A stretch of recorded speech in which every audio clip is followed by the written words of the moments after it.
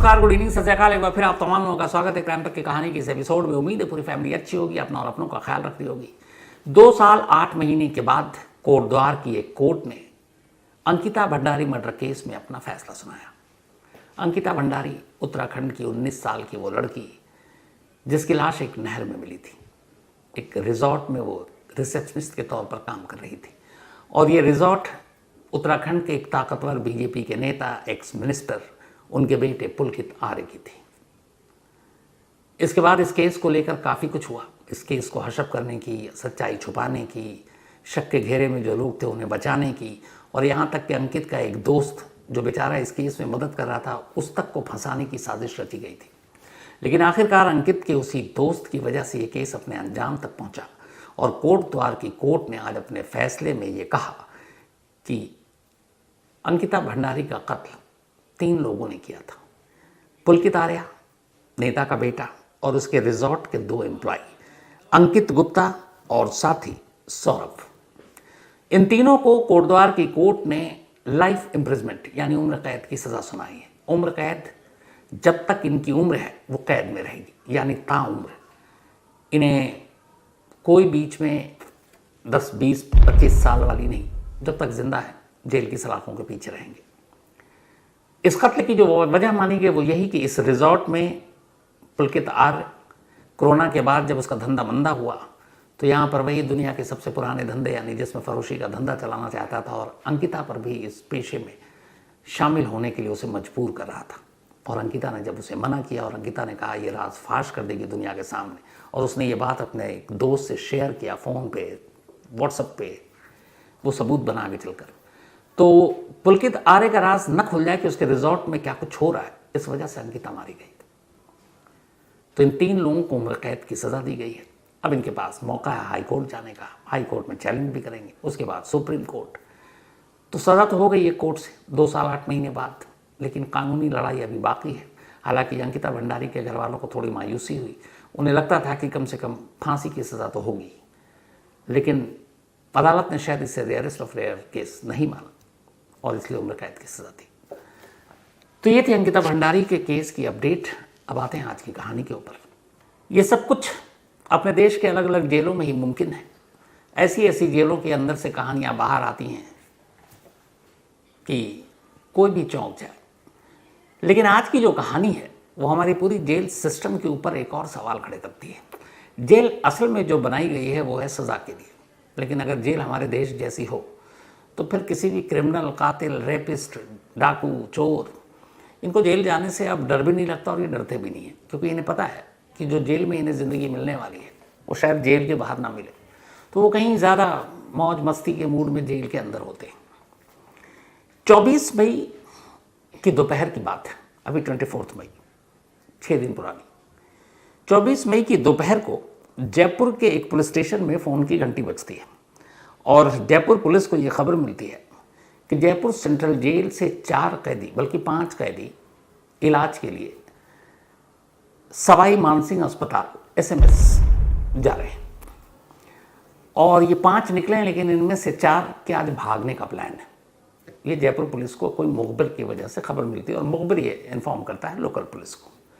अब पुलिस वाले सुनते हैं कि यार जयपुर सेंट्रल जेल से कैदी इलाज के लिए आ रहे हैं। नॉर्मल बात है, जयपुर या किसी भी जेल में जो कैदी सीरियस बीमार होता है, जो जेल में अपना अस्पताल और डॉक्टर भी होते हैं, उन्हें लगता है कि उनके बस का नहीं है इलाज करना, तो वो रेफ़र करते हैं किसी बड़े सरकारी अस्पताल में।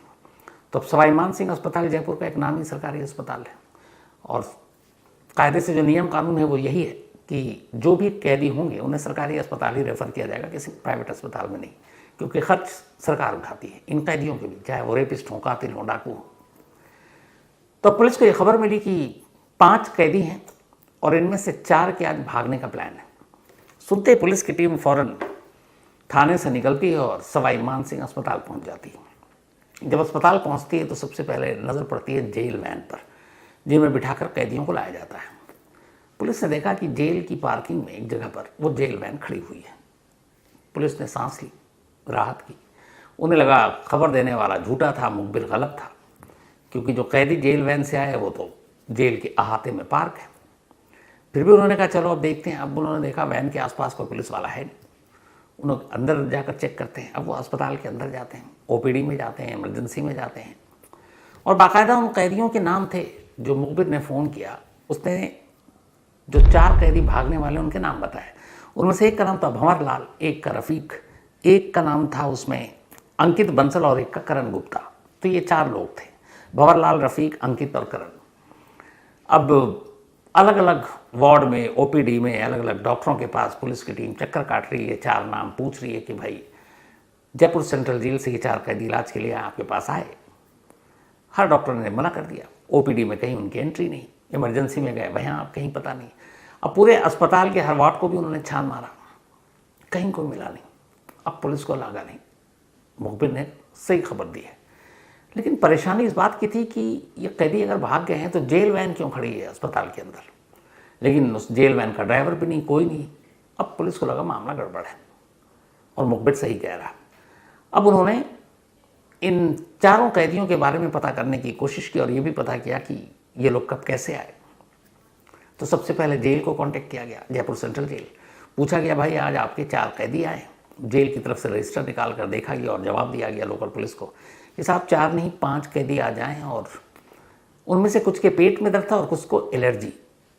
अब पहले तो पुलिस यही सुनकर हैरान परेशान कि पेट दर्द या एलर्जी के लिए कोई जेल के डॉक्टर या अस्पताल की बजाय सरकारी अस्पताल उसको निकाल कर भेजा जाए, ये हैरान करने वाली बात। क्योंकि अमूमन जेल से कैदी वही बाहर भेजे जाते हैं जो सीरियस होते हैं।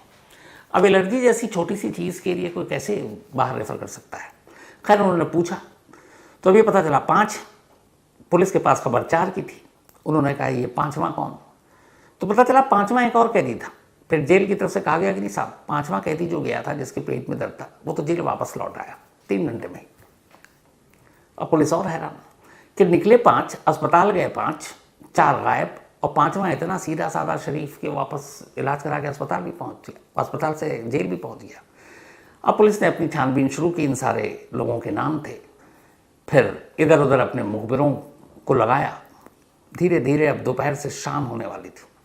अच्छा, इन कैदियों को किसी भी कीमत पर 5 बजे तक वापस जेल पहुंचना था और सुबह ये निकले थे 8 बजे। तो करीब करीब 5-4-9 घंटे इनको आना जाना दिखाना इलाज में गुजारना था। पुलिस को लगा कि ये लोग गए कहाँ होंगे, सारे मुखबिर लगा दिए गए थे। तभी पुलिस को पहली इंफॉर्मेशन मिली। पता ये चला कि जयपुर शहर के अंदर ही एक सिद्धार्थ होटल है जो कायदे से देखें तो जयपुर सेंट्रल जेल से करीब करीब 5 किलोमीटर की दूरी पर है। थोड़ा सा अलग बनकर ये होटल है। तो सिद्धार्थ होटल में 2 कैदी गए हुए हैं। अब पुलिस चकराई कि ये 2 कैदी होटल में क्या कर रहे हैं जिनको हॉस्पिटल में होना चाहिए था। खैर पुलिस की टीम पहुंची होटल में। जब होटल में पहुंची तो उन्होंने दोनों कैदियों के बारे में पूछा। रिसेप्शन के लोग शायद अनजान थे कि ये लोग कौन हैं। उन्होंने बताया हाँ साहब है तो, लेकिन इनके नाम पे बुकिंग नहीं है, कुछ महिलाओं के नाम पे बुकिंग है। रूम पूछा, पुलिस की टीम गई। अब 2 रूम 2 महिलाओं के नाम पर बुक किया गया था। अब इनमें से एक रफ़ीक की बीवी थी और एक भंवर लाल की गर्लफ्रेंड। पुलिस जब अंदर गई तो देखती है कि अंदर बेहतरीन खाना, शराब, सारी चीज़ें, बल्कि ड्रग्स भी है। अब पुलिस वाले सोच रहे हैं कि ये कैदी जयपुर सेंट्रल जेल से, अच्छा ये रफ़ीक और भंवर लाल जो हैं इनके ऊपर रेप और मर्डर दोनों के चार्जेस हैं। अभी अंडर ट्रायल है, मुकदमा चल रहा है, लेकिन ये पकड़े ही गए कत्ल और रेप के इल्ज़ाम में। सोचिए दोनों ही सीरियस संगीन जुर्म है। अब रेप और मर्डर का एक्यूज्ड जिसे कायदे से सेंट्रल जेल में होना चाहिए वो इस वक्त शहर के एक शानदार होटल में कमरे में अपनी अपनी गर्लफ्रेंड और बीवी के साथ और पार्टी चल रही है। वो दोनों भी पुलिस वाले को देख के हक्का बक्का दोनों ने भागने की कोशिश की, लेकिन पुलिस ने उन दोनों को दबोच लिया। दबोचने के बाद अब वहाँ पे पुलिस वालों को जब होटल में पूछा कि और कौन कौन है तो पता चला 2-3 पुलिस वाले बैठकर आराम से वहाँ गप्पे मार रहे हैं, वो भी खा पी रहे हैं। जब वो पुलिस उन पुलिस वालों तक पहुंची तो पता चला कि ये तीनों जेल वाले स्टाफ हैं जो इन कैदियों को अपनी निगरानी में अस्पताल तक लाएं। उनकी जिम्मेदारी ये थी कि अस्पताल में इलाज कराओ, वापस जेल पहुंचाओ। वो उनके साथ उस होटल के अंदर वो भी पार्टी कर रहे हैं। पुलिस ने लगे हाथ उनसे भी कहा भाई आ जाओ तुम भी। उन्हें भी पकड़ा, गाड़ी में बिठाया, अपने साथ ले आए। अब 2 तो आ गए, साथ में उनकी बीवी और गर्लफ्रेंड भी अब सब गाड़ी में कब्जे में।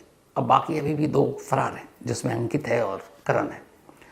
अब पुलिस इनके बारे में ढूंढ रही है। तो ये जो 2 पकड़े गए, फिर उन्होंने खुलासा किया, बोले साहब वो हमारे साथ तो यहाँ होटल में नहीं थे, उन्होंने एक दूसरे होटल में चेक इन किया। उन्होंने कहा वो कौन सा होटल है, तो पता चला कि वो जयपुर एयरपोर्ट के रास्ते पर एक होटल है और वहाँ है। फ़ौरन अब एक पुलिस की टीम उस जयपुर एयरपोर्ट की तरफ पहुँचती है, जिसकी दूरी जेल से करीब 11 किलोमीटर थी। वहाँ पहुँचती है, खामोशी से होटल में दाखिल होती है। रिसेप्शन पे पता किया जाता है, वहाँ भी सेम कहानी, क्या साहब 2 रूम बुक हुए हैं, लेकिन दोनों किसी महिला के नाम पर हुए हैं। पुलिस की टीम उस रूम नंबर तक पहुँचती है, दरवाज़ा खटखटाया जाता है। दोनों ही रूम में अंकित और करण अपनी अपनी गर्लफ्रेंड के साथ बेहतरीन टाइम गुजार रहे हैं। इनमें से एक के ऊपर फाइनेंशियल फ्रॉड का इल्ज़ाम है, जो लंबे वक्त से जेल है। एक और चीटिंग का और भी बहुत सारे इल्ज़ाम है, ये भी जेल में है। तो दोनों को, जिनको जेल में होना चाहिए, वो अपनी गर्लफ्रेंड के साथ होटल में थे। वहाँ भी वही बेहतरीन खाना, शराब की बोतलें, सब कुछ। पुलिस वाले को देखकर वो भी घबराए। अब उन्हें, उन दोनों को भी उनके गर्लफ्रेंड के साथ पुलिस ने उठाया, थाने लाए, पूछताछ हुई। अब पुलिस इस बात पर हैरान थी कि ये 4 लोग जो इलाज के नाम पर जेल में आए, शहर के 2 अलग अलग मशहूर होटल के अंदर अपनी अपनी गर्लफ्रेंड और एक की सिर्फ बीवी थी, उसके साथ कैसे वक्त गुजार सकते हैं? ये नेक्सस, ये साजिश है क्या? और बाकी के जो 2 पुलिस वाले थे, 5 पुलिस वाले इन लोगों को लेकर आए थे, वो बाकी भी उस 2 होटल से मिले, वो भी वहाँ पार्टी कर रहे थे। तो जेल के उन 5 पुलिस वाले को भी उठाया गया। 4 कैदी थे, 5 4 9, 4 उनकी गर्लफ्रेंड और बीवी, 9 4 13। अब इन सबसे पूछताछ हुई। जब पूछताछ हुई तो इसके बाद जो कहानी सामने आई, वो जेल के अंदर चल रहे खेल का एक छोटा सा नमूना है। कहानी ये थी कि इन 4 ने पहले से प्लान किया कि गर्लफ्रेंड से मिलना है, एक को बीवी से मिलना था। अब कैसे? तो जेल के अंदर इन्हें पता चला कि जो जेल के डॉक्टर होते हैं, अमूमन अगर उनको पैसा दे दो तो वो अपने हिसाब से तुमको कुछ ना भी हो तो बीमार बताकर अस्पताल भेज देंगे। अब लेकिन अस्पताल जाएंगे तो अस्पताल से आपको लौट कर आना है, इसमें जाने में क्या मज़ा। फिर पता चला कि डॉक्टर का नेक्सस तो एक अलग है। एक बड़ा अहम रोल प्ले करते हैं जेल के जो स्टाफ होते हैं, उनमें वो पुलिस वाले जो कैदी को लेकर बाहर जाते हैं, जिनकी जिम्मेदारी होती कि ये 5 कैदी हैं, तुम्हें इनको कोर्ट ले जाना है, ये कैदी है इन्हें अस्पताल ले जाना है। तो जो पुलिस वाले कैदियों को लेकर बाहर निकलते हैं, उनकी अलग अलग ही उनके मौज होते हैं, क्योंकि बाहर निकलते ही कैदियों की कुछ कुछ फरमाइश होती है और वो पुलिस वाले पूरी करते हैं, लेकिन मुफ्त कुछ होता नहीं, सब पैसे के लिए। तो ये सारी जब जानकारी मिली लोगों को, तो 4 ने मिलकर एक प्लान बनाया। 5वें को भी शामिल किया। 5वें के पास पैसा नहीं था, वो शरीफ भी था थोड़ा। उसने कहा भाई तुम लोगों को जो मौज मस्ती करना करो, मैं सच में, मुझे प्रॉब्लम है, मैं डॉक्टर को दिखाकर जेल लौट आऊँगा, पर मैं किसी को बताऊँगा नहीं। उन्होंने कहा ठीक है। अब इन 4 ने डॉक्टर के पास अपनी अपनी झूठी बीमारी का जिक्र किया। डॉक्टर साहब भी बैठे हुए, पता है इनकी गर्लफ्रेंड और बीवी ने डॉक्टर साहब को UPI के थ्रू पैसे भेजे। अब कैदी के नाम पे नहीं आ रहे, उनकी बीवी और गर्लफ्रेंड के नाम पर। जब डॉक्टर साहब को एक दिन पहले पैसे मिल गए, यानी कि 23 मई को, तब डॉक्टर साहब ने कहा ठीक है, 24 मई की सुबह सुबह तुम सभी एक साथ बीमार पड़ना, पेट पकड़ना, चीखना, चिल्लाना, मैं तुम्हें रेफर कर दूंगा। डॉक्टर साहब के खाते में पैसे आ चुके थे, डॉक्टर साहब का काम हो गया। अब उसको हैंडल करना था जो इन लोगों को लेकर अस्पताल जाने वाला था, यानी जो एक तरह से जेल का स्टाफ, पुलिस वाला, जिसकी निगरानी में उसको रहना जेल के बाहर जब तक वो रहेगा उस दिन। पता चला भाई उसका भी रेट है, उसने भी मुंह खोला। जो तफ्तीश है, मैं अपनी तरफ से नहीं कर रहा हूँ, जयपुर पुलिस की तरफ से, उसने कहा ठीक है तुम लोगों को बाहर जाना, एक तो गारंटी है कि भागोगे नहीं क्योंकि नौकरी मेरी खतरे में, लेकिन हाँ तुम्हारे पास 6 7 8 घंटे हैं, जो मौज मस्ती करनी है कर लो, पर इन 6 7 8 घंटे की कीमत 1 लाख रुपए दे दो। कुछ घंटे की आज़ादी की कीमत जेल के बाहर 1 लाख रुपए। अब कैदी जेल के अंदर पड़े पड़े बोर हो रहे, उन्होंने कहा चलो यार कुछ घंटे की मस्ती ही कर लेंगे, क्या फ़र्क पड़ता है। फ़ोन घुमाया गया। अब ये भी है जेल में फ़ोन के बारे में क्या करूँ, आसान सी चीज़ है। गर्लफ्रेंड और बीवियों ने इंतज़ाम किया, कहा गया कि चलो बाहर तुम्हें मिलेंगे पैसे, साथ में खाना भी खाना, तुम लोग पार्टी करना, तो उधर भी पैसे दे दिए गए। इसके बाद 24 मई की सुबह प्लान के तहत जब हर एक का पेट और मुंह भर गया रिश्वत से, तो डॉक्टर साहब ने पर्ची लिखी। उनमें 2 के लिखे पेट दर्द, 2 के लिखे एलर्जी, सीरियस टाइप। और उसके बाद अब जेल के बाकी स्टाफ को भी पता है कि ऐसे कैदियों की ऐसी पर्ची कब बनती है। बाकी के 5 पुलिस वाले वैन में लेकर जेल के निकलते हैं, अस्पताल जाते हैं। वहाँ पहले से सब कुछ तय था। एक कैदी लौट आता है, बाकी अब 4 कैदी। अब जेल वैन लेकर शहर में तो घूम नहीं सकते, कहीं भी किसी भी नाके पर पुलिस की नज़र पड़ जाए कि जिस तरफ होना चाहिए, अलग अलग होटल के बाहर अगर कोई जेल वैन खड़ी हो तो आपको कैसा लगेगा। तो खैर जेल वैन वहीं छोड़ी, वहाँ से इन्होंने टैक्सी की। टैक्सी से 2 अलग अलग होटल थे, ये भी कि एक साथ ना पहुँचे, और वहाँ पहले से ही इनकी गर्लफ्रेंड और बीवियों ने अपने अपने नाम पर रूम बुक कर रखे थे। तय वक्त पर ये पहुँचते हैं, तैयारी पूरी थी। इनमें से एक कैदी की साथ जो आई थी महिला, वो तो अपने साथ ड्रग्स लेकर आई थी। उसका नाम शायद रफ़ीक है, रफ़ीक की वाइफ। और वो ड्रग्स इतनी थी कि पुलिस वालों को देख कर लगा कि ये ड्रग्स इतनी जल्दी ये लोग कंज्यूम नहीं कर सकते थे। तो उस ड्रग्स की मात्रा को देख कर एक और डाउट हुआ कि ये ड्रग्स जेल के अंदर पहुँचना था और जेल के अंदर कैदियों में बेचना था। तो मतलब एक ड्रग्स का भी एंगल आ गया। तो इस तरीके से पैसे के साथ साथ जो हिसाब किताब हुआ, उसके बाद सबको आज़ादी मिली और कातिल और रेपिस्ट जिसके ऊपर इल्ज़ाम है कत्ल, रेप का, फ्रॉड का, ये लोग सेंट्रल जेल से बाहर निकलकर मौज मस्ती कर रहे थे। अब ये तो बाहर थे, जितने गिरफ्तार हुए जब इन्होंने मुंह खोला तो पता चला वो डॉक्टर साहब कौन है। अब डॉक्टर साहब रडार पर हैं, अभी जब तक मुझे जहाँ तक खबर अभी तक अरेस्ट नहीं हुए, लेकिन उनके खिलाफ इंक्वायरी चल रही है। ये कि सिर्फ इन लोगों को ही इन्होंने ऐसी पर्ची बना कर दी या इससे पहले भी ऐसे पर्ची बना कर दे चुके हैं। और ये भी जानकारी आ रही कि पर्ची में भी कुछ कोड वर्ड होता था जिससे पता चल जाता था पूरे जेल के स्टाफ को कि ये जेन्युइन बीमार है, ये बीमारी के नौटंकी कर रहा है, इससे कितने पैसे हैं। तो उसको जितने लोग मिलकर लूट सकते थे सब लूटते हैं। जेल में कहते हैं कि अगर आपको मज़े करना और खुलकर जीना है तो पैसा बहुत खर्च होता है। सुकेश जो तिहाड़ जेल वाला, उसने तो करोड़ों रुपए इसीलिए तो बांटे थे, शाही ज़िंदगी जी सके। तो अब डॉक्टर साहब, जो लोग कैदी को लेकर बाहर जाते हैं पुलिस वाले जेल वैन में, वो ये सारे अभी तक करीब 17 गिरफ्तारी हो चुकी है। और जयपुर पुलिस की माने तो ये गिनती अभी कहाँ तक जाएगी उन्हें भी नहीं मालूम। लेकिन ये एक नया नेक्सस बेनकाब हुआ है कि इलाज के नाम पर प्रेमी जोड़ों को जेल से निकाल कर होटल तक पहुंचाने का काम खुद हमारे सरकारी स्टाफ, हमारी जेल पुलिस, हमारे जेल के अंदर मौजूद डॉक्टर साहब, शायद सब बड़े दिल वाले लोग हैं, ये कर रहे हैं। अब अंदाज़ा लगाइए कि अगर ऐसे लोग जेल के बाहर आकर भी इस तरीके से बेखौफ पार्टी करेंगे, गर्लफ्रेंड के साथ वक्त बिताएंगे, तो फिर कैसा जुर्म, काहे की सज़ा, सब तमाशा ही तो है। लेकिन हमारे देश के जेलों की सच्चाई इस वक्त यही है, और शायद देश का कोई भी जेल अछूता नहीं है जहाँ ये सारी चीज़ें ना होती हों। जेल की ज़िंदगी का काला सच धीरे धीरे करके बाहर आ रहा है, लेकिन जितना भी काला दिखाएं, इससे और कहीं ज़्यादा स्याह काला कुछ और ऐसी कहानियाँ सामने आ जाती हैं। देखिए अभी कितने लोगों पे गाज गिरती है, जो भी अपडेट होगा आपको ज़रूर बताऊंगा। लेकिन फ़िलहाल कहानी में आज इतना ही। पर कहानी ख़त्म करूँ उससे पहले वही अपना सिलसिला। आज आरफ कमीजालिया, इनका बर्थडे है, तो हैप्पी बर्थडे आरफ। और ये भावेश जी के बेटे हैं, और भावेश जी आज इनसे दूर हैं। आरफ इनके बेटे का बर्थडे है और बर्थडे पे है नहीं, वो उदास भी है, पर कोई नहीं, नौकरी चीज़ ही ऐसी है, परिवार से दूर कर देता है कई बार। बट आरफ, आपके फादर आपको मिस कर रहे हैं, अगली बार ज़रूर आपके बर्थडे में साथ होंगे। हैप्पी बर्थडे, आप हमेशा अच्छे रहो, खुश रहो। धनंजय सिंह, इनका भी आज जन्मदिन है, हैप्पी बर्थडे धनंजय भाई। और ये रेणु सिंह के हस्बैंड हैं। सैयद सलाउद्दीन, इनका भी आज बर्थडे है, हैप्पी बर्थडे सलाउद्दीन। और ये भेजा है फरहा ने, फरहा जी के हस्बैंड हैं सलाउद्दीन।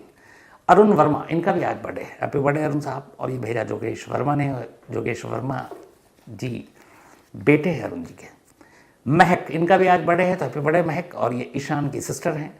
सादी आफ्ताब आलम, इनका भी आज बर्थडे, हैप्पी बर्थडे आफ्ताब। और ये शाहनवाज के भाई हैं। इसके अलावा द्रौपदी एंड सुग्रीव, इन दोनों की एनिवर्सरी है, तो happy anniversary Draupadi and Sugriv. साथ ही सोनी देवी एंड अरुण प्रसाद, इन दोनों की भी आज एनिवर्सरी है, तो आप दोनों को बहुत बहुत बधाई। कल के मैच का तो जिक्र ही नहीं कर पाया। कल आईपीएल का पहला प्लेऑफ, आरसीबी वर्सेस पंजाब। मुझे लगता है पूरे आईपीएल के टूर्नामेंट में पिछले 2 सालों में पंजाब ने सबसे ख़राब परफॉर्मेंस कल दिया, जो सबसे इम्पॉर्टेंट मैच था। और आरसीबी 1 साइडेड मैच जीतकर चौथी बार आईपीएल के फाइनल में पहुंच गई। हालांकि आज तक एक बार भी वो आईपीएल जीते नहीं हैं। पहले T20 से, फिर टेस्ट मैच से विराट कोहली ऑलरेडी रिटायरमेंट ले चुके हैं। अब सिर्फ वनडे बचता है और ये आईपीएल। एक भी ट्रॉफी मिली नहीं। 2008 से लेकर अब तक 18वां सीज़न है, 18 साल हो गए। और इस बार उम्मीद है कि शायद, चूँकि अब आरसीबी सिर्फ एक कदम दूर है एक जीत से, तो अगर आईपीएल इस बार आरसीबी जीत जाती है तो विराट कोहली का एक आखिरी जो ड्रीम है, बाकी तो उन्होंने सारे आईसीसी और ये सारे टूर्नामेंट जीते हैं, आईपीएल ट्रॉफी उनसे अब तक दूर है, क्या पता इस बार मिल जाए, लेकिन अभी राह में एक पायदान बाकी है। अब पता नहीं भविष्यवाणी मेरी सही या गलत, पर मुझे ऐसा क्यों लग रहा है कि शायद फाइनल आरसीबी और पंजाब से ही होगा दोबारा। कल पंजाब का बुरा दिन था, हार गई, पर मुझे ऐसा लग रहा है कि आरसीबी और पंजाब, हो सकता है मैं गलत हूँ, क्योंकि आज जो मैच है वो तो मुंबई एंड गुजरात टाइटंस के बीच में है, तो इनमें से जो आज जीतेगी वो पंजाब से खेलेगी, जो हारेगी आज नॉकआउट है, बाहर है। तो कोई इसमें वो नहीं है कि जो आज जीते उससे अगला मैच पंजाब का है और पंजाब उसे हरा कर फाइनल में पहुंच जाए और एक बार फिर आरसीबी और पंजाब आमने सामने, कुछ भी हो सकता है। तो देखिए आज के मैच में क्या होता है। तो इसके साथ ही कहानी में आज इतना ही है। आपसे मुलाकात होगी कल रात 9 बजे किसी नई कहानी के साथ। तब तक अपना और अपनों का ख्याल रखिएगा। Thank you very much.